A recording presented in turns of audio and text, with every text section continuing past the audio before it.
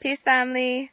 All right, so a white feminist reached out to me and she told me she thought I was very powerful, and basically she tried to persuade me with compliments to be a part of the feminist movement. She said she thought I was fighting the wrong cause and that sexism was worse than racism because women have always been discriminated against, have always been oppressed, have not had the same equal rights as men no matter what the race, and she thought I would be a major asset to the movement. And so I want to go ahead and address this so everybody knows where I stand when it comes to feminism, especially black feminism. Black feminism branched from white feminism, which initially had absolutely nothing to do with the black man or the black woman. The only reason the white woman reached out to the black woman was because she needed numbers, was because she needed signatures. The same way this white woman only reached out to me was because she thought I would be an asset. The same way politicians only pay black people any attention when they need our votes. Okay, so the white feminism, it had absolutely nothing to do with us. It had everything to do with the white man not treating the white woman right. It had everything to do with the white woman not having the same equal rights as the white man. But the black man and black woman got their equal rights at the same time. So even though the white woman was telling the black woman that the black man had more rights and more privilege than them, in all actuality, the white woman had more privilege and more rights than both the black man and the black woman. And so they whispered these ideas of integration into their ear, which is nothing but the illusion of inclusion. And because of that, it has been the biggest destruction of the black family and one of the most detrimental things that had ever happened to the black community ever. And still today, black women are still hollering about equal rights when the unemployment rate for black men is at 18%. Black women are more likely to be hired by a job now than black men. Black women can get more student loans now than a black man. A black woman that can't provide for her child financially can get assistance. A black man that can't provide for his child financially is going to go to jail. So sisters, I'm not sure what we're hollering about when it comes to equal rights, because it seems the black man is the one that doesn't have equal rights. We have more privilege than him. And what corporations do these black men own to tell you can't have equal pay? It's not the black man that you should be mad at, sisters. You got to look at it as a game of chess. Even though these white feminists say they hate their men, you got to know that they are still the mate of this white man. So they're going to protect that white king as they should in a game of chess. You should be protecting your black king. But see, they have infiltrated the black community by getting the black woman to turn her back on the black man. The welfare program is a perfect example, which tells us, sisters, that if you need help or want help from the white man, you have to turn your back on the black man. You have to give up the black man. If you want to live in these apartments, your children cannot have a father in the home. Also, think of another family structure that it brings about. Think of what it does to our career mothers.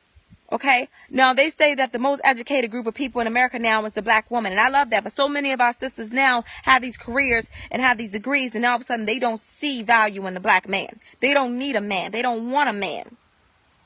And so a lot of them don't want families. They don't want to reproduce, or they wait until they're no longer fertile to try to reproduce and have complications in their pregnancies. Or they already have children, but they don't spend any time with them because they're always working. It used to be the man would be the one providing for the family, and the woman would stay home and teach and nurture the children. And together they would raise the children. Now children aren't being raised. They're just being maintained. Putting a roof over their head, feeding them and clothing them, that's maintaining a child like a pet. That's not raising them. You understand? And so that is a really big issue when it comes to the black family. And all of that came about from this feminism shit. Another thing that this feminist thing has done is this Planned Parenthood thing. Planned Parenthood is formerly known as the Negro Project, and the founder of the Negro Project was a woman named Margaret Sanger, which was a racist woman that said black people are like human weeds that need to be exterminated. And now these Planned Parenthood clinics are concentrated in predominantly black urban areas, and the majority of the abortions done in America are done by black women. They say the number one killer of blacks is abortion. A lot of people would debate that and say you can't kill something that's not alive, but you are destroying a life that is growing inside of you. That is killing. You are helping us exterminate ourselves. These white feminists, they are not your friend.